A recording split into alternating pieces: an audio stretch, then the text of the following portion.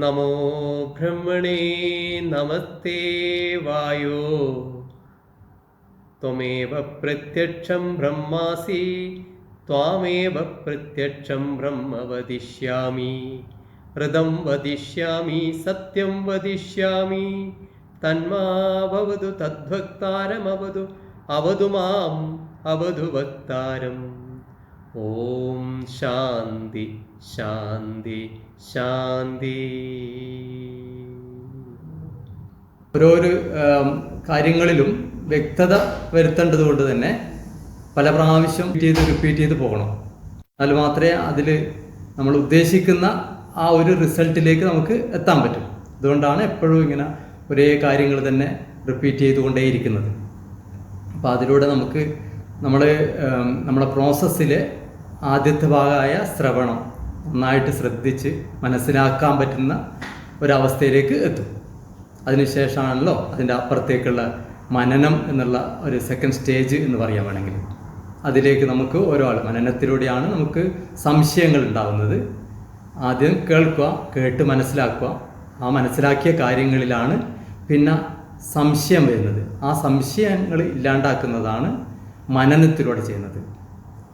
പിന്നെ മനനത്തിലൂടെ ചെയ്യുമ്പോഴാണ് നമ്മൾ പലതും നമുക്ക് എക്സ്പീരിയൻസ് ചെയ്യാൻ പറ്റുന്നുണ്ടോ എന്നൊക്കെയുള്ള ചിന്ത വരുന്നത്. അവിടെയാണ് മനനത്തിലാണ്. മനനം എന്ന് പറയുന്ന സ്റ്റേജിലാണ് നമ്മൾ ഈ മനസ്സിലാക്കിയ കാര്യങ്ങൾ ആദ്യം ശ്രദ്ധിച്ച് കേട്ടപ്പോൾ മനസ്സിലായ കാര്യങ്ങൾ അത് നമുക്ക് പ്രാക്ടിക്കലായിട്ട് അതുമായിട്ട് മുന്നോട്ട് പോകാൻ പറ്റുന്നുണ്ടോ, അല്ലെങ്കിൽ എന്തൊക്കെയാണ് തടസ്സങ്ങൾ വരുന്നത്, അതാണ് ഈ മനനത്തിലൂടെ ക്ലിയർ ചെയ്യുന്നത്. അതിനുശേഷം മനനം ക്ലിയർ ആയതിനു ശേഷമാണ് നമ്മൾ നിരിധ്യാസന എന്നുള്ള തേർഡ് സ്റ്റേജിലേക്ക് പോകുള്ളൂ. അപ്പോൾ ഇതിൽ നമ്മൾ പറഞ്ഞത് ശരീരം, മനസ്സ്, ബോധം. ശരീരം, മനസ്സ്, ബോധം, ഇത് മൂന്നും നമുക്ക് എപ്പോഴും നമ്മൾ അനുഭവിച്ചുകൊണ്ടിരിക്കുന്നതാണ്. ശരീരവും മനസ്സും ബോധവും. അത് ഒരു സംശയമില്ലാത്ത കാര്യമാണ്. ശരീരം എന്നതും നമുക്കറിയാം വ്യക്തമായിട്ട് എന്താണെന്ന്. മനസ്സും നമുക്കുണ്ട് എന്നുള്ള കാര്യം നമുക്ക് നിശ്ചയമുണ്ട്. എങ്ങനെയാണ് മനസ്സിൻ്റെ ബിഹേവിയർ എന്തൊക്കെയാണെന്നും നമുക്ക് വളരെ വ്യക്തമാണ്. അതിൽ ബോധം എന്നതാണ് നമുക്ക് കുറച്ച് അറിയാൻ അല്ലെങ്കിൽ ഒരു പ്രയാസം ഉണ്ടാകുന്നത്. ശരീരം, മനസ്സ്, ബോധത്തിലുള്ള ആ ബോധമാണ് നമുക്ക് കുറച്ച് എവിടെയാണ്, എന്താണ്, എങ്ങനെയാണ് എന്നൊക്കെയുള്ളത് വ്യക്തത ഇല്ലാണ്ടാകുന്നത്. അപ്പോൾ നമ്മൾ ഈ അദ്വൈത വേദാന്തത്തിലെ ആദ്യത്തെ ഈ ഒരു സ്റ്റെപ്പ് തന്നെ നമുക്ക് ആ ബോധത്തെ മനസ്സിലാക്കിയെടുക്കലാണ്. ശരീരം, മനസ്സും നമുക്കറിയാം. അതിൻ്റെ ഓരോരോ വ്യത്യാസങ്ങളും ഓരോരോ ദിവസമുള്ള വ്യത്യാസങ്ങളും മാറ്റങ്ങളും ഒക്കെ നമുക്ക് അറിയുന്നുണ്ട്. പക്ഷേ ഈ ബോധം എന്നത് എന്താണെന്നും അറിയലാണ് നമ്മളെ ഫസ്റ്റ് സ്റ്റേജ് എന്ന് പറയുന്നത്. ശരീരം എന്ന് പറയുമ്പോൾ നമ്മൾ സ്ഥിരമായിട്ട് ഉപയോഗിച്ചുകൊണ്ടിരിക്കുന്നതാണ് ശരീരം. ആ ശരീരം നമുക്ക് എപ്പോഴും ഫീൽ ചെയ്യുന്നതാണ് ശരീരം. ആ ഫീൽ ചെയ്യുന്ന ശരീരത്തിനകത്താണ് നമുക്ക് മനസ്സിലുള്ളതായിട്ട് തോന്നുന്നത്. മനസ്സിനകത്താണ് നമുക്ക് ബോധമുള്ളതായിട്ട് തോന്നുന്നത്. ഈ ശരീരവും മനസ്സും ബോധവും എന്നത് എന്താണെന്നാണ് നമുക്ക് ക്ലാരിറ്റി വരുത്തേണ്ടത്. ശരീരം എന്നത് നമുക്ക് ഒബ്ജക്റ്റാണ്, എപ്പോഴും ഫീൽ ചെയ്യുന്നതാണ്. മറ്റുള്ളവരുടെ മുന്നിൽ നമ്മൾ എന്താണെന്ന് ശരീരത്തിലൂടെയാണ് അവർ മനസ്സിലാക്കുന്നത്. നമ്മുടെ ശരീരമാണ് എപ്പോഴും പ്രസൻറ്റ് ചെയ്യുന്നത് മറ്റുള്ളവരുടെ മുന്നിൽ. മനസ്സെന്ന് പറയുന്നത് നമുക്ക് മാത്രം അറിയുന്നൊരു പോർഷനാണ്. അത് മറ്റുള്ളവർക്ക് അത് മനസ്സിലാക്കാൻ അറിയാൻ പറ്റില്ല. നമ്മുടെ പ്രവൃത്തിയിൽ നിന്ന് മാത്രമേ അവർക്ക് അറിയാൻ പറ്റൂ നമ്മുടെ മനസ്സിൻ്റെ ഘടനകളും കാര്യങ്ങളൊക്കെ. പക്ഷെ മനസ്സ് നമുക്ക് നന്നായിട്ട് അറിയാം. മനസ്സിൻ്റെ ഓരോരോ ചലനങ്ങളും ഓരോരോ പ്രവർത്തനങ്ങളും നമുക്ക് വളരെ വ്യക്തമായിട്ട് നമുക്കറിയാം. പിന്നെ അതിൽ ബോധമാണ്. ബോധം എന്ന് പറയുമ്പോൾ ഈ ബോധം എന്നത് നമുക്ക് പലപ്പോഴും നമ്മൾ കേട്ടിട്ടുണ്ട്. നമ്മൾ ഈ ബോധം എന്നത് നമുക്ക് ഓരോരോ കാര്യം ചെയ്യുമ്പോഴും എന്തെങ്കിലും മിസ്റ്റേക്കുകൾ പറ്റുമ്പോഴും അല്ലെങ്കിൽ എന്ന് പറഞ്ഞു കഴിഞ്ഞാൽ അത് കൃത്യതയോടുകൂടി വരാതിരിക്കുമ്പോഴും എപ്പോഴും ആൾക്കാർ പറയുന്നതാണ്, നിനക്ക് ബോധമില്ലേ, നിനക്ക് ബോധം കുറവാണോ അപ്പോൾ എന്തോ ഒരു ബോധം എന്ന് പറയുന്ന സാധനം ഉണ്ട്, എവിടെയോ ഉണ്ട്. നമുക്കറിയാം നമ്മൾ പല കാര്യങ്ങളും മിസ്റ്റേക്കുകളും എന്തെങ്കിലും പറ്റുന്ന സമയത്താണ് നമ്മൾ ചിന്തിക്കുക, നമ്മൾ ആ കാര്യം ഓരോരോ പ്രവൃത്തിയും ചെയ്ത് അത് കൃത്യതയോടുകൂടിയുള്ള ആ ബോധത്തോടു കൂടി തന്നെയാണോ എന്നുള്ളൊരു വീണ്ടും വിചാരം വരുന്നത്. അപ്പോൾ ആ ബോധമുണ്ട് എന്നത് നമുക്കറിയാം. പക്ഷെ നമ്മൾ സാധാരണഗതിയിൽ ഈ ശരീരം, മനസ്സും ബോധവും ഒക്കെ ഒരു മിക്സ് ആയിട്ടുള്ള ഒരു യൂണിറ്റി ആയിട്ടാണ്, ഒരു കോമ്പോസൈറ്റ് ആയിട്ടാണ് നമ്മൾ പ്രവർത്തിക്കുന്നത്. അതുകൊണ്ട് തന്നെ നമുക്ക് ഇതിൻ്റെ അകത്തു നിന്ന് ഈ ബോധത്തിന്, ശരീരത്തിൽ നിന്നും മനസ്സിൽ നിന്നും ബോധത്തിനെ സെപ്പറേറ്റ് ചെയ്യൽ വളരെ പ്രയാസമുള്ള കാര്യമാണ്. എപ്പോഴും നമുക്ക് ഫീൽ ചെയ്യുന്നത് ഈ ബോധം മനസ്സിലാണ് ഈ ബോധം എന്നുള്ളതാണ് നമ്മുടെ ആ ഫീലിംഗ്. അപ്പോൾ അതിൻ്റെ അകത്തു നിന്നാണ് നമുക്ക് ഒരു മാറി ചിന്തിക്കേണ്ടത്, എന്താണ് ബോധം എന്നുള്ളത്. അവിടെയാണ് നമ്മളെ ക്വസ്റ്റ്യൻ വരുന്നത്, എന്താണ് ബോധം, എങ്ങനെ നമുക്ക് ഈ ബോധത്തെ കൃത്യതയോടുകൂടി വേർതിരിച്ചെടുക്കാൻ പറ്റും, അല്ലെങ്കിൽ അതിന് വിവേകം എന്നാണ് പറയുന്നത്. വിവേകം എന്ന് പറഞ്ഞാൽ നിത്യവും അനിത്യ വിവേകം എന്നാണ് പറയുന്നത്. നിത്യ ആയതും അനിത്യമായതും തമ്മിലുള്ള വ്യത്യാസം, അതാണ് നിത്യ അനിത്യ വിവേകം എന്ന് പറയുന്നത്. അപ്പോൾ ആ നിത്യ അനിത്യ വിവേകം എന്ന് പറയുന്നത്, ഈ ബോധം എന്നത് ഒരു നിത്യമായിട്ടുള്ളതാണ്, എപ്പോഴും നിലനിൽക്കുന്നതാണ് ഈ ബോധം. ആ ബോധമാണ് നമ്മളിലുള്ള ബോധം എന്ന് പറയുന്നത്. ഈ ബോധം എപ്പോഴും നിലനിൽക്കുന്നതാണ്. മറ്റുള്ളതെല്ലാം അനിത്യം എന്നാണ് പറയുന്നത്. അതെങ്ങനെയാണ് അനിത്യമാകുന്നതെന്ന് നമ്മൾ ഓരോന്ന് കാര്യത്തിൽ നമ്മൾ ശ്രദ്ധിക്കുന്നത്. അപ്പോൾ ശരീരത്തിലെടുത്തു കഴിഞ്ഞാൽ, ശരീരം നമ്മൾ വളരെ ചെറുപ്പത്തിൽ നമുക്ക് ശരീരത്തിൻ്റെ ബോധം വന്ന ആ സമയം മുതലേ നമ്മൾ ഉപയോഗിച്ചുകൊണ്ടിരിക്കുന്ന ശരീരമാണ്. പക്ഷേ ശരീരം കുറച്ച് പ്രായം കൂടുന്നതിനനുസരിച്ച് ശരീരത്തിൽ പല മാറ്റങ്ങളും വരുന്നുണ്ട്, ശരീരത്തിൻ്റെ ഘടനയിലുള്ള വ്യത്യാസങ്ങൾ വരുന്നുണ്ട്. ആ വ്യത്യാസം വരുന്ന സമയത്തും പണ്ട് ചെറുപ്പത്തിൽ ഞാൻ അനുഭവിച്ച ശരീരവും ഇപ്പോൾ ഈ അവസ്ഥയിൽ ഞാൻ അനുഭവിക്കുന്ന ശരീരവും അതിൽ തമ്മിലുള്ള വ്യത്യാസം അതറിയുന്നത് ഞാനാണ്. ഞാൻ തന്നെയാണ് അതിൻ്റെ ആ വ്യത്യാസം, വളരെ ആ ഒരു അവസ്ഥയിലുള്ള വ്യത്യാസം മനസ്സിലാവുന്നത് എനിക്കാണ്. എനിക്കൊരു മാറ്റമില്ല, പക്ഷെ ശരീരത്തിന് മാറ്റങ്ങൾ വന്നുകൊണ്ടേയിരിക്കുന്നു. ശരീരം ചെറുപ്പത്തിലുള്ള ശരീരമല്ല, കുറച്ച് പ്രായം കൂടുമ്പോഴുള്ള ശരീരം, അത് കഴിയുമ്പോൾ ഇപ്പോൾ ഉള്ള അവസ്ഥയിലുള്ള ശരീരം വേറെയാണ്. ആ ശരീരത്തിന്, ആ ഒബ്ജക്റ്റിന് എപ്പോഴും ഇങ്ങനെ മാറ്റങ്ങൾ വന്നുകൊണ്ടേയിരിക്കുന്നു. പക്ഷെ മാറ്റമില്ലാത്ത ഞാൻ എപ്പോഴും സ്ഥിരമാണ്, ഒരു മാറ്റമില്ല. ആ ബോധത്തിന് ഒരു മാറ്റമില്ല. അപ്പോൾ അതിൻ്റെ അകത്ത് നിന്ന്, ആ ശരീരത്തിൽ നിന്ന്, ശരീരവും ഞാനും തമ്മിലുള്ള ആ ഒരു വ്യത്യാസമാണ് നമ്മളവിടെ മനസ്സിലാക്കുന്നത്. ആ ബോധത്തിലൂടെ അവിടെ എനിക്കുണ്ടായ ആ ബോധം, അത് മാറ്റമില്ലാതെ നിലനിൽക്കുന്ന ആ ബോധം, അതുകൊണ്ടാണ് ഞാൻ എന്ന് പറയുന്നത് മാറ്റമില്ലാത്തതാണ്, ഒരു ചേഞ്ചും ഇല്ലാത്തതാണ്, അൺചേഞ്ചിങ് ആണ്. പക്ഷെ ശരീരം എന്ന് പറയുന്നത് ചേഞ്ചിങ് ആണ്. എല്ലാ ഒബ്ജക്റ്റുകളും, നമുക്ക് മുന്നിലുള്ള എല്ലാ വസ്തുക്കളും മാറിക്കൊണ്ടിരിക്കുന്നുണ്ട്. പക്ഷെ ഞാൻ എന്ന് പറയുന്ന ആ ബോധം, ശരീരം പോലെ തന്നെ എല്ലാ വസ്തുക്കളും, എല്ലാ ഒബ്ജക്റ്റുകളും മാറിക്കൊണ്ടേയിരിക്കുന്നുണ്ട്. ആ ഒബ്ജക്റ്റുകളും ഉള്ള മാറ്റം എനിക്കാണ് അറിയാൻ പറ്റുന്നത്. എൻ്റെ ബോധത്തിനാണ് ആ ഒബ്ജക്റ്റുകളുടെ മാറ്റം അറിയുന്നത്. ആ ഒബ്ജക്റ്റുകളെ സവികാര എന്നാണ് പറയുന്നത്. സവികാരയും നിർവികാരയും. സവികാര എന്ന് പറയുന്നത് ചേഞ്ചസ് ഉള്ള വസ്തുക്കൾ ചേഞ്ചസ് ഇങ്ങനെ വന്നുകൊണ്ടിരിക്കുന്ന കൊണ്ടാണ് അതിന് പറയുന്നത് സവികാര. നിർവികാര എന്ന് പറയുന്നത് എനിക്ക്, മാറ്റമില്ലാത്ത എനിക്ക്, ഞാനാണ് അത് അറിയുന്നത്. അതാണ് ബോധം എന്ന് പറയുന്നത്. അത് ഒരു രീതിയിലുള്ള ഒരു എക്സ്പ്ലനേഷൻ. രണ്ടാമത്തെ ഒരു രീതിയിലുള്ള എക്സ്പ്ലനേഷൻ എന്ന് പറയുന്നത് ദൃക്ദൃശ്യ വിവേകം എന്നാണ് പറയുന്നത്. ദൃക്ദൃശ്യ ഇതുപോലെ തന്നെയാണ്.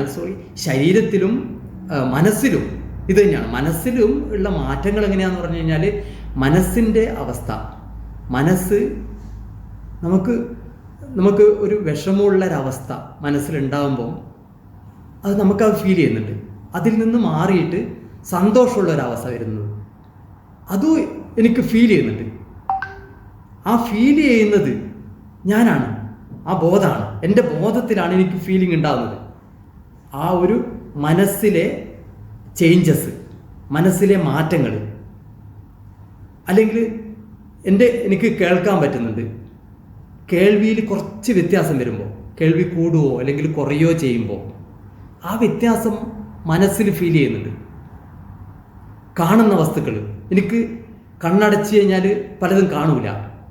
ആ കാണുന്ന അവസ്ഥയും കാണാതിരിക്കുന്ന അവസ്ഥയും അറിയുന്നത് മനസ്സിലാണ്, വേറെ എവിടെയല്ല. കണ്ണടക്കുന്നുണ്ട്, നമ്മൾ കോഷ്യസ് ആയിട്ട് ചെയ്യുന്നതാണ്. പക്ഷെ കണ്ണിൻ്റെ അവസ്ഥ, കണ്ണിന് ഒരു മങ്ങൽ വരുന്നത് ആലോചിച്ച് നോക്ക്. കണ്ണ് നമ്മൾ പ്രായം കൂടുന്നതനുസരിച്ചിട്ട് കാഴ്ച കുറയുന്നില്ലേ? ആ കാഴ്ച കുറയുന്ന അവസ്ഥ ഫീൽ ചെയ്യുന്നത് മനസ്സിനാണ്. അപ്പം മനസ്സിൽ നല്ല കാഴ്ചയുള്ള ഒരു അവസ്ഥയെ അറിയാം, കാഴ്ച കുറഞ്ഞ അവസ്ഥ അറിയാം, കാഴ്ച തീരെ ഇല്ലാത്ത അവസ്ഥയും മനസ്സിൽ ഉണ്ട്. അപ്പം ആ മനസ്സിൽ ഇങ്ങനെ മാറിക്കൊണ്ടിരിക്കുകയാണ് ചിന്തകൾ, ഓരോരോ ചിന്തകൾ, സൈക്കിൾസ്. ആ ചിന്തകളുടെ ഒരു സൈക്കിൾസ് ഇങ്ങനെ വന്നും പോയിക്കൊണ്ടിരിക്കുന്നത് അത് നമുക്കറിയാലോ. ആ ചിന്തകൾ വരുന്നതും പോകുന്നതും ഒക്കെ എപ്പോഴും നമുക്ക് ആ ഫീൽ ചെയ്യുന്നത്. എനിക്കറിയാം ആ ചിന്തകൾ വരുന്നുണ്ട്. ആ ചിന്തകൾ വന്നതിന് ശേഷം അതിൻ്റെ റിയാക്ഷൻസ് എന്തൊക്കെ ചെയ്യണമെന്ന് ഞാനാ തീരുമാനിക്കുന്നത്. അതാണ് ബോധം. ആ ചിന്തകൾ വരുന്നത് ആ ബോധത്തിലാണ് എനിക്കറിയുന്നത്. അപ്പം അതുകൊണ്ടാണ് ശരീരവും മനസ്സും അല്ലാതെ ഈ ബോധം എന്ന് പറയുന്നത് വേറെയായിട്ട് കിടക്കുന്നത്.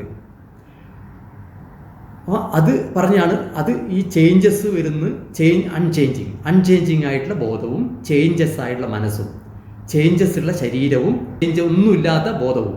അപ്പോൾ ആ ബോധത്തിൽ നിന്ന് ശരീരവും മനസ്സും വേറെയാണ്. അതുപോലെയുള്ള ഒരു എക്സാമ്പിളാണ് ദൃഗ്ദൃശ്യ വിവേകം. ഈ ദൃഗ്ദൃശ്യ വിവേകം എന്ന് പറയുന്നത്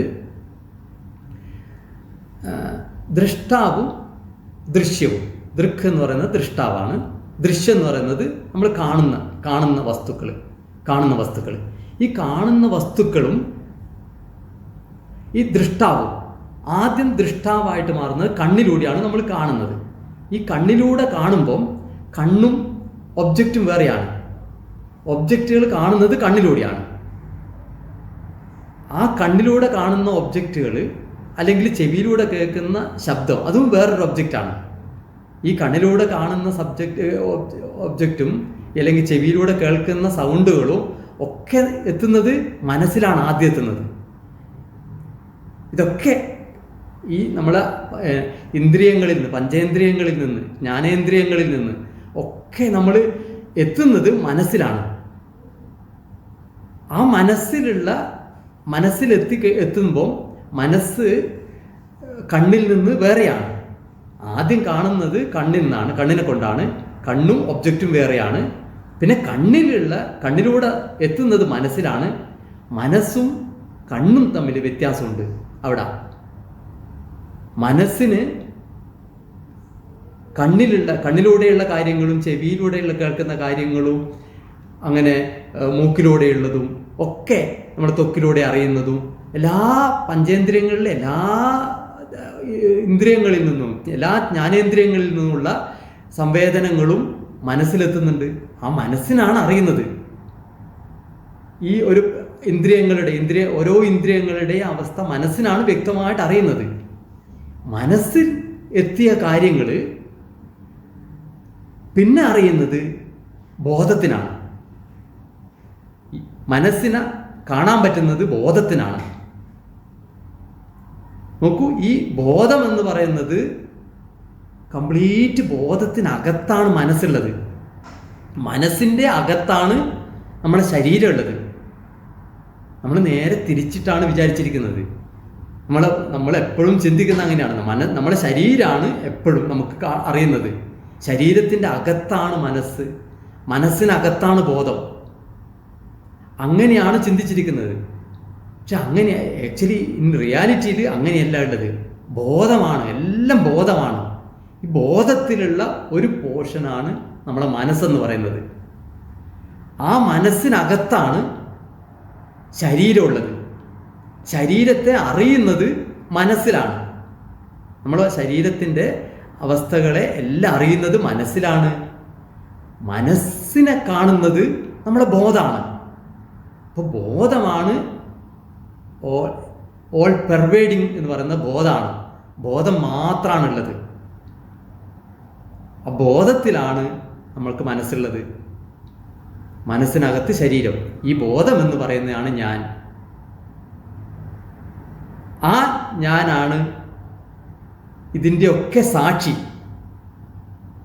ഈ മനസ്സിൻ്റെ സാക്ഷിയും ഈ ശരീരത്തിൻ്റെ സാക്ഷിയും ഒക്കെ ഈ ഞാൻ എന്ന ബോധമാണ്. അത് എപ്പോഴും സാക്ഷിയായിട്ടാണ് നിൽക്കുന്നത്. ഏതെങ്കിലും ഒരു പ്രവൃത്തി ചെയ്യുമ്പോൾ മാത്രമല്ല ഈ സാക്ഷി ഉണ്ടാകുന്നത്, എപ്പോഴും സദാസമയവും.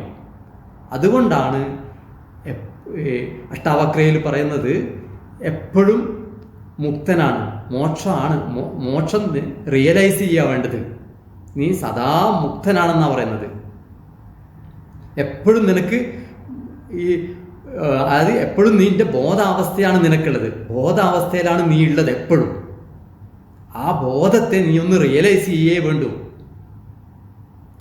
റിയലൈസ് ചെയ്യാന്ന് പറഞ്ഞു കഴിഞ്ഞാൽ തിരിച്ചറിയാം. ആ തിരിച്ചറിവ് എന്ന് പറയുന്നതാണ് നമ്മൾ പറയുന്ന ഈ മോക്ഷം, മുക്തി. അതാണ് നമ്മുടെ ലക്ഷ്യം എന്ന് പറയുന്നത്.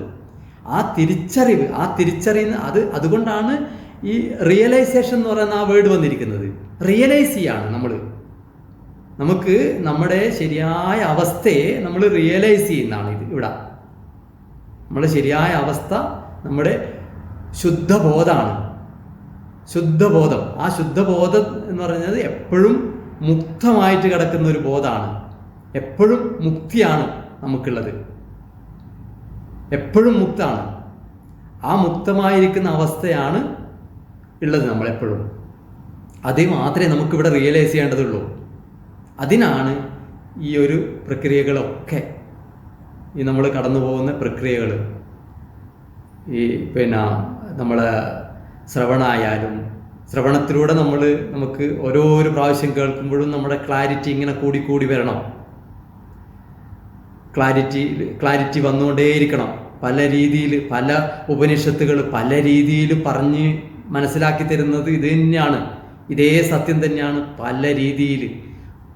അത് നമ്മൾ നേരത്തെ പറഞ്ഞതാണ് പഞ്ചകോശ വിവേകം. അത് തൈത്തീരിയ ഉപനിഷത്തിലാണ് പറയുന്നത്. പഞ്ചകോശ വിവേകം എന്ന് പറയുന്നത് 5 കോശങ്ങളാണ്. നമ്മളെന്ന് പറയുന്നത് 5 കോശങ്ങളായിട്ട് ഒന്നുമില്ല. ആ 5 കോശങ്ങളല്ല ഞാൻ എന്നാണ് അവിടെ പറഞ്ഞു വരുന്നത്.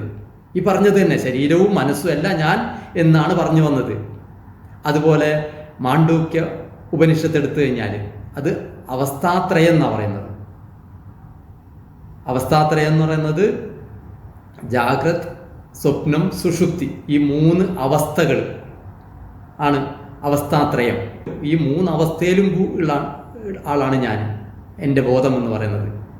അതും പറയുന്നത് ഈ മാണ്ഡൂക്യ ഉപനിഷത്തിലും അത് തന്നെയാണ് പറയുന്നത്.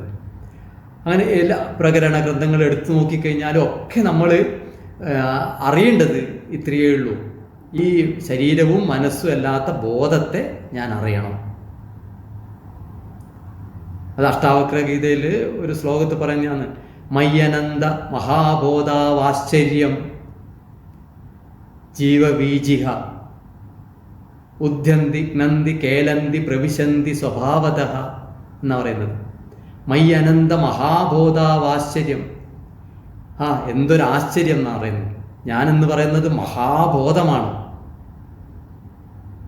ജീവൻ എന്ന് പറയുന്നത് ഒരു തിരമാലകൾ പോലെയാണെന്ന് പറയുന്നത്. സമുദ്രത്തിലെ തിരമാലകൾ പോലെയാണ് ജീവൻ.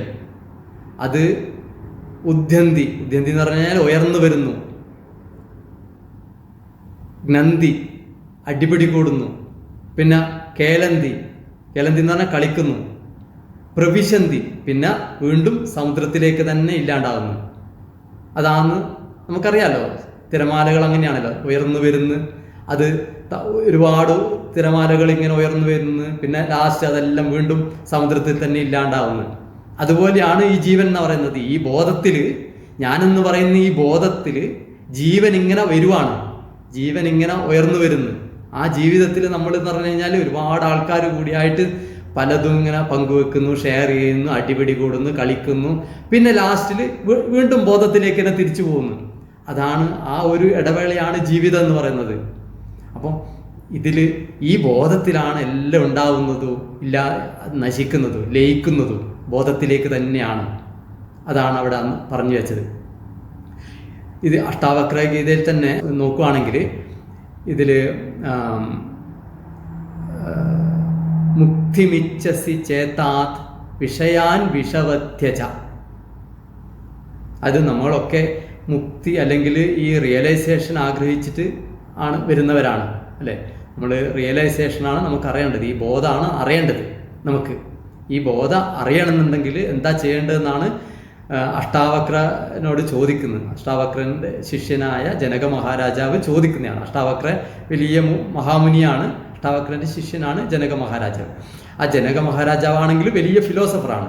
ആ ഫിലോസഫർ ചോദിക്കുകയാണ്, കഥം ജ്ഞാനമവാപ്നോതി കഥം മുക്തിർഭവിഷ്യതി വൈരാഗ്യം ച കഥം പ്രാപ്തം ഏതത് ബ്രൂഹി മമ പ്രഭോ എന്ന് ചോദിക്കുന്നത്. കഥം ജ്ഞാനമവാപ്നോതി, എങ്ങനെയാണ് ജ്ഞാനമുണ്ടാവേണ്ടത്? കഥം മുക്തിർഭവിഷ്യതി, എങ്ങനെയാണ് മുക്തി ഉണ്ടാവേണ്ടത്? കഥം വൈരാഗ്യം ച കഥം പ്രാപ്തം, വൈരാഗ്യം വിരാഗം, ഈ ലോകത്തിനോടുള്ള വിരാഗതയാണ് വൈരാഗ്യം എന്നുള്ള വേർഡ് കൊണ്ട് ഉദ്ദേശിക്കുന്നത്. വിരാഗത, ലോകത്തിനോടുള്ള വിരാഗത എങ്ങനെയാണ് ഉണ്ടാക്കിയെടുക്കേണ്ടതെന്നാണ് ഈ അഷ്ടാവക്ര മുനിയോട് ജനക മഹാരാജാവ് ചോദിക്കുന്നത്. അപ്പോൾ ആ ചോദ്യത്തിൽ അതിൻ്റെ ഉത്തരത്തിൽ ഒരു ഭാഗം പറയുന്നതാണ്, മുക്തിമിച്ഛസി ചേതാത് വിഷയാൻ വിഷവത്യജ. ആ ശ്ലോകത്തിൻ്റെ രണ്ടാമത്തെ ലൈൻ, ആ ശ്ലോകത്തിൻ്റെ ആദ്യത്തെ ലൈന് അർത്ഥം പറഞ്ഞുതരാം. മുക്തിമിച്ഛസി ചേതാത് വിഷയാൻ വിഷവത് ത്യജ. അതായത് മുക്തി ആണ് ആഗ്രഹിക്കുന്നതെങ്കിൽ വിഷയങ്ങളെ എന്ന് പറഞ്ഞു കഴിഞ്ഞാൽ നമ്മുടെ ഈ ലോകത്തിലുള്ള വിഷയാൻ വിഷവത് ത്യജ, അതായത് വിഷം പോലെ ത്യജിക്കണം എന്നാണ് പറയുന്നത്. വിഷയങ്ങൾ എന്ന് പറയുന്നത് ഈ ലോകത്തിലുള്ളതെല്ലാം വിഷയങ്ങളാണ്. എൻ്റെ മുന്നിൽ കാണുന്ന എല്ലാം വിഷയങ്ങളേ ഉള്ളൂ. അപ്പം അത് വിഷം പോലെ ത്യജിക്കണം എന്നാണ് പറയുന്നത്. വിഷയങ്ങൾ, എല്ലാ ഒബ്ജക്റ്റുകളും നമുക്ക് വിഷയങ്ങളാണ്. നമ്മളെ ജ്ഞാനേന്ദ്രിയത്തിൻ്റെ മുന്നിൽ വരുന്നത്, അഞ്ച് ജ്ഞാനേന്ദ്രിയങ്ങളുടെയും മുമ്പിൽ വരുന്ന എല്ലാം നമുക്ക് വിഷയങ്ങളാണ്. ആ വിഷയങ്ങളെ വിഷം പോലെ നമുക്ക് ത്യജിക്കണം, ഇല്ലാണ്ടാക്കണം. അതായത് നമ്മൾ വേണ്ടാന്ന് വെക്കണം. അതാണ് വിരാഗത. അതൊരു വിരാഗതയാണ്. ആ വിരാഗത, അത് വൈരാഗ്യം വരുന്നത് അങ്ങനെയാണ്. വിഷയങ്ങളെ നമുക്കറിയാം. ഏത് വിഷയങ്ങൾ എടുത്തു കഴിഞ്ഞാലും നമ്മളെ അൾട്ടിമേറ്റ് സന്തോഷത്തിലേക്ക് നമ്മൾ ഒരിക്കലെത്തില്ല. എത്ര തന്നെ വിഷയങ്ങളെ നോക്കിക്കഴിഞ്ഞാൽ, വിഷയങ്ങളെ ധ്യാനിച്ചു കഴിഞ്ഞാൽ, വിഷയങ്ങളെ നമ്മൾ നോക്കിക്കഴിഞ്ഞു കഴിഞ്ഞാൽ, ശ്രദ്ധിച്ചു കഴിഞ്ഞാൽ, വിഷയങ്ങളെ പിറകെ പോയി കഴിഞ്ഞാൽ നമുക്ക് ഫുൾഫിൽമെൻ്റ് ഉണ്ടാവില്ല. നമ്മുടെ എല്ലാവരും ലക്ഷ്യം നോക്കുന്നത് ഫുൾഫിൽമെൻറ്റിന് വേണ്ടിയാണ്. ആ ഫുൾഫിൽമെൻറ്റിന് നമുക്കൊരിക്കലും സാധ്യമല്ല. അത് നമ്മൾ ഇത്രയും കാലത്തെ ജീവിതത്തിൽ അറിഞ്ഞു. നമുക്ക് ഒരു ഫുൾഫിൽമെൻറ്റ് കിട്ടില്ല. എപ്പോഴും ഒരു അൺസാറ്റിസ്ഫൈഡ് പോർഷൻ നമ്മുടെ മനസ്സിൽ എപ്പോഴും ഉണ്ടാവും. എന്ത് തന്നെ നമ്മൾ നോക്കിക്കഴിഞ്ഞാലും, എത്ര തന്നെ സാറ്റിസ്ഫൈ ആയിക്കഴിഞ്ഞാലും അതിൻ്റെ റിപ്പീറ്റേഷൻ വരുന്നതോടുകൂടി അൺസാറ്റിസ്ഫാക്ഷൻ വരും. ഒരു പോർഷൻ, നമ്മുടെ മൈൻഡിൽ ഒരു പോർഷൻ അൺസാറ്റിസ്ഫൈഡ് ആയിട്ട് എപ്പോഴും കിടക്കും. അപ്പം അതാണ് വിരാഗത എന്ന് പറഞ്ഞു കഴിഞ്ഞാൽ അതിനോട്ട് രാഗം തോന്നാതിരിക്കുക. വിരാഗത, നമുക്ക് അതിനോട് ഒരു അറ്റാച്ച്മെൻറ്റ്, അല്ലെങ്കിൽ നമുക്ക് രാഗം തോന്നുക എന്ന് പറഞ്ഞു കഴിഞ്ഞാൽ നമ്മൾ അതിന് അറ്റാച്ചായി പോവുക, നമ്മൾ അത് കണ്ടിന്യൂ ചെയ്തു പോവുക. അങ്ങനെയാണ് നമ്മൾ ആദ്യം നമുക്കൊരു വിഷയം കിട്ടിക്കഴിഞ്ഞ് കഴിഞ്ഞാൽ, ആ വിഷയം എന്ന് പറഞ്ഞു കഴിഞ്ഞാൽ നമ്മളെ ഇഷ്ടത്തിനാണ് ആ ഒരു വിഷയത്തെ സ്വീകരിക്കുന്നത്. പിന്നെ കുറച്ച് കഴിയുമ്പോൾ എന്ന് പറഞ്ഞാൽ നമ്മളത് റിപ്പീറ്റേഷനോടുകൂടി ആ വിഷയം നമ്മളെ പിടിച്ചു വെക്കുകയാണ്. എല്ലാ വിഷയങ്ങളുടെയും പ്രത്യേകത അതാണ്. നമ്മൾ ആദ്യം എന്ന് പറഞ്ഞു കഴിഞ്ഞാൽ ആ വിഷയത്തെ നമ്മൾ സ്വീകരിക്കുകയാണ് ചെയ്യുന്നത്. നമ്മൾ വിഷയത്തെ സ്വീകരിക്കുന്നത്. പിന്നെ നമ്മളത് റിപ്പീറ്റ് ചെയ്യുന്നതിനനുസരിച്ചിട്ട് എന്ന് പറഞ്ഞാൽ അതിനാണ് അഡിക്ഷൻ എന്ന് പറയുന്നത്. ആ വിഷയം പിന്നെ നമ്മളെ അങ്ങോട്ടേക്ക് ഗ്രാസ്പ് ചെയ്യാണ്. നമുക്ക് അതിൻ്റെ അകത്തുനിന്ന് ഒഴിഞ്ഞു മാറാൻ പറ്റുന്നില്ല. അത് ഗ്രാജ്വലി ഉള്ള പ്രോസസ്സിൽ അതിൻ്റെ നിരർത്ഥകത മനസ്സിലാക്കിയിട്ട് അതിൻ്റെ അകത്തുനിന്ന് ഒഴിവായി പോകണം. അൾട്ടിമേറ്റ് ട്രൂത്ത് എന്താണെന്ന് അറിയണമെങ്കിൽ അറിഞ്ഞു കഴിഞ്ഞാൽ മാത്രമേ അറിഞ്ഞു കഴിഞ്ഞാൽ മാത്രമേ നമുക്ക് അതിനകത്തുനിന്ന് പൂർണ്ണമായിട്ടും വിരക്തി നേടാൻ പറ്റും. പക്ഷെ അതിൻ്റെ പ്രോസസ്സിൽ നടക്കേണ്ട കാര്യമാണ് ഈ അഷ്ടാവക്രൻ്റെ ആ ഒരു ഇതിൽ മുക്തിമിച്ഛസി ചേത്താത് വിഷയാൻ വിഷവത്വജ ക്ഷമാർജവ ദയാ തോഷ സത്യം പീയൂഷവത് ഭജ, അങ്ങനെയാണ് പറയുന്നത്. ആ രണ്ടാമത്തെ ലൈന് അത് വളരെ ശ്രദ്ധിച്ച് കേട്ടോളൂ.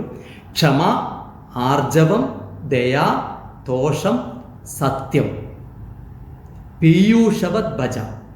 പീയൂഷവത് ഭജ എന്ന് പറഞ്ഞു കഴിഞ്ഞാൽ നമ്മൾ പീയൂഷം എന്ന് പറഞ്ഞു കഴിഞ്ഞാൽ അമൃത് പോലെ സേവിക്കണം എന്നാണ് പറയുന്നത്. എന്തൊക്കെ? ക്ഷമ, ആർജവം, ദയ, തോഷം, സത്യം. ഓക്കെ, ഞാൻ ഓരോന്നും പറഞ്ഞുതരാം. ദയ എന്ന് പറഞ്ഞാൽ നമുക്കറിയാം, ക്ഷമ എന്ന് പറഞ്ഞാൽ നമുക്കറിയാം. നമ്മളെ പേഷ്യൻസി, ക്ഷമ, എല്ലാ കാര്യങ്ങളും നമ്മൾ ക്ഷമയുണ്ടാവുക, അത് തന്നെ ക്ഷമ. ആർജവം എന്ന് പറയുന്നത് നമ്മൾ സ്ട്രെയിറ്റ് ഫോർവേഡ് ആവുക. നമുക്ക് വളഞ്ഞ വഴികളൊന്നും സ്വീകരിക്കാണ്ടിപ്പോൾ നമ്മൾ ഓരോരോ കാര്യങ്ങൾ ചെയ്യുമ്പോഴും സംസാരിക്കുമ്പോഴും പ്രവർത്തിക്കുമ്പോഴും ആ സ്ട്രെയിറ്റ് ഫോർവേഡ്നെസ്, ഒരു സ്ട്രെയിറ്റ് പാത്ത് നമ്മൾ സൂക്ഷിക്കുന്നത്, അതിനാണ് ആർജവം എന്ന് പറയുന്നത്. ക്ഷമ, ആർജവം. പിന്നെ ദയ എന്ന് പറഞ്ഞു കഴിഞ്ഞാൽ നമ്മളെ കൈൻഡ്നെസ് നമ്മളെപ്പോഴും സൂക്ഷിക്കണം. ആ കൈൻഡ്നെസ് എന്ന് പറഞ്ഞാൽ നമ്മളോടും സഹജീവികളോടും മറ്റുള്ളവരോടും ഒക്കെ, ബന്ധുക്കളോടും എല്ലാ സുഹൃത്തുക്കളോടും എല്ലാവരുടെ അടുത്തും നമുക്ക് കൈൻഡ്നെസ് കാണിച്ചേ പറ്റൂ. നമുക്കിത് മാറ്റാണ് ആവശ്യമെങ്കിൽ തീർച്ചയായും നമ്മൾ കൈൻഡ്നെസ് കാണിച്ച്, ലവിങ് കൈൻഡ്നെസ് എന്ന് പറയുന്നത് നമ്മളെ ഭാഗമാക്കി മാറ്റേണ്ടതാണ്. ലവിങ് കൈൻഡ്നെസ് അത് ശരിക്കും നമ്മൾ ഈ ഒരു ഉദ്ദേശത്തോടു കൂടി ജീവിക്കുന്നവർക്ക് എപ്പോഴും വേണ്ടതാണ് ലവിങ് കൈൻഡ്നെസ്. ആ കൈൻഡ്നെസ് എല്ലാ ജീവജാലങ്ങളോടും മാക്സിമം പുലർത്താൻ നോക്കണം. ആ ലവിങ് കൈൻഡ്നെസ്, ക്ഷമ, ആർജവം, ദയ, തോഷം എന്ന് പറഞ്ഞു കഴിഞ്ഞാൽ സന്തോഷം. നമ്മളെപ്പോഴും സന്തോഷത്തോടു കൂടി ഇരിക്കുക, ഹാപ്പി ആയിട്ടിരിക്കുക. കാര്യം ഇവിടെ ഒന്നും നഷ്ടപ്പെടാനില്ല. നമ്മളെന്ന് പറയുന്നത് മഹാബോധമാണ്. ആ ബോധം ആണെന്ന് ചിന്തിക്കുന്നിടത്തോളം കാലം നമുക്കിവിടെ ഒന്നും നഷ്ടപ്പെടാനില്ല. നേട്ടങ്ങൾ മാത്രമേ ഉള്ളൂ. അത് എത്രമാത്രം നമ്മൾ സന്തോഷത്തോടു കൂടി എല്ലാം സ്വീകരിക്കുക.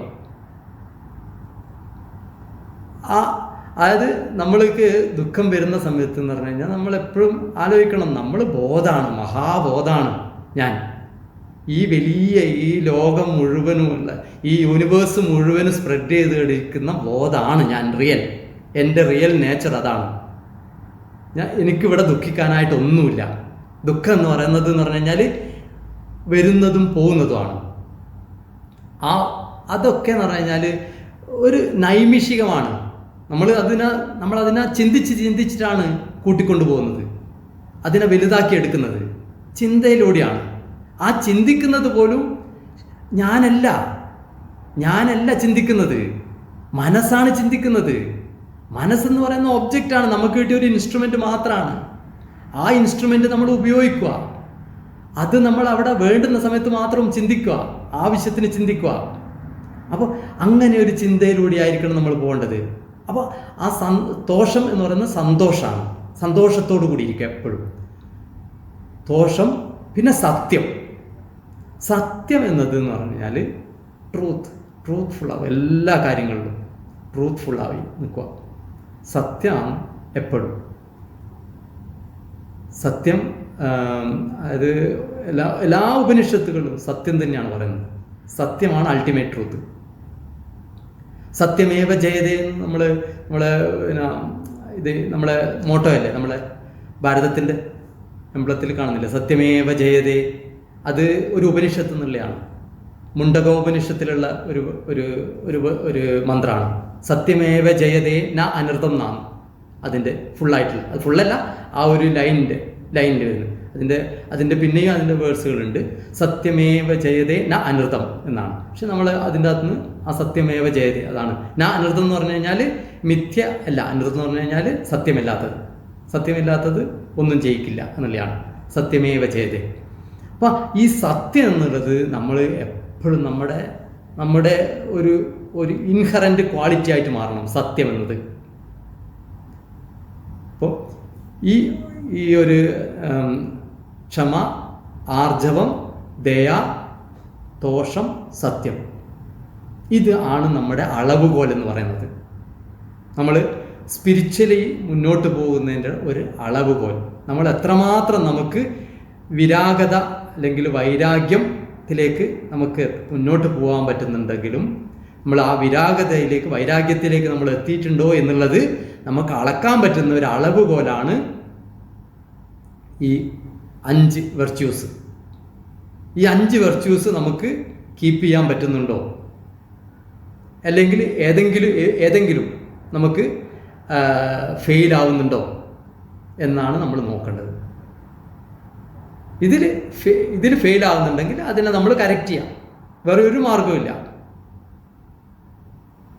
ക്ഷമ, ആർജവം, ദയ, തോഷം, സത്യം.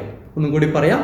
ക്ഷമ എന്ന് പറയുന്നത് നമ്മളെ പേഷ്യൻസി, നമ്മളെ സാധാരണയുള്ള ക്ഷമാശീലം, എല്ലാം ക്ഷമിക്കാനുള്ള ഒരു നമ്മളെ ഉൾക്കരുത്ത്. നമുക്ക് ക്ഷമിക്കാൻ പറ്റുന്നത് നമ്മൾ സ്ട്രെങ്ത് കൂടുമ്പോഴാണ് നമുക്ക് ക്ഷമിക്കാൻ പറ്റുക.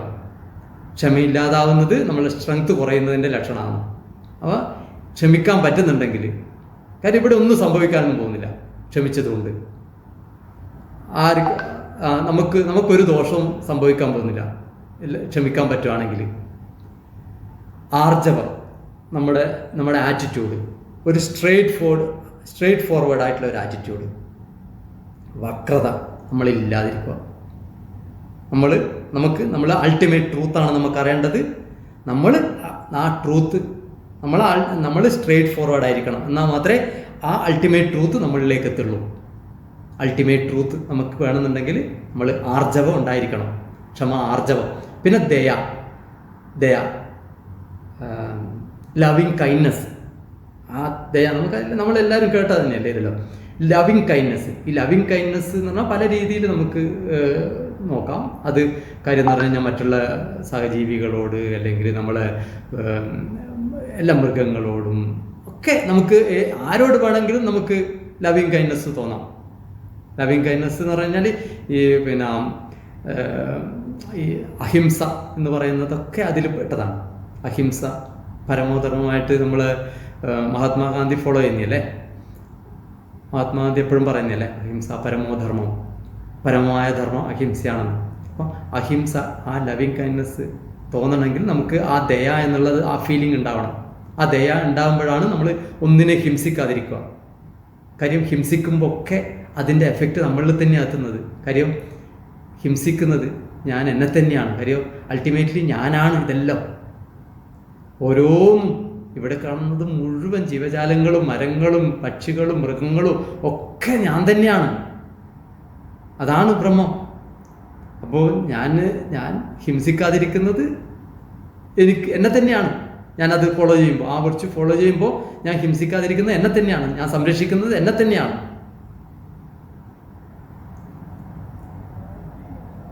തോഷം, സത്യം, സന്തോഷം. അത് നമുക്ക് എപ്പോഴും സന്തോഷവാനായിരിക്കും. നമ്മളെപ്പോഴും പരിശ്രമിക്കുന്നത് അത് തന്നെയാണല്ലോ, സന്തോഷത്തോടു കൂടി ഇരിക്കാൻ വേണ്ടി. അപ്പോൾ ഒരു എക്സ്ട്രാ മൈലിൽ നമ്മൾ സന്തോഷത്തെ കീപ്പ് ചെയ്യാം. പിന്നെ സത്യം എന്ന് പറഞ്ഞു കഴിഞ്ഞാൽ വളരെ നമ്മളിപ്പം എല്ലാവർക്കും ഇത്രയും ഒരു ഏജായ സമയത്ത് എന്ന് പറഞ്ഞു കഴിഞ്ഞാൽ നമുക്ക് തീർച്ചയായും അത് ആ വെർച്യു ഫോളോ ചെയ്യാൻ പറ്റും. സത്യസന്ധമായിട്ട് ജീവിക്കാൻ ഒരു പ്രയാസമില്ല. അപ്പം അതാണ് അഷ്ടാവക്ര ഗീതയിൽ അഷ്ടാവക്രൻ പറഞ്ഞു തരുന്നത്. ഇതിനൊക്കെ ഈ ഒരു വെർച്യുകളൊക്കെ നമ്മൾ അമൃത് പോലെ സേവിക്കണം എന്നാണ് പറയുന്നത്. നമുക്ക് മുക്തിയാണ് ലക്ഷ്യമെങ്കിൽ.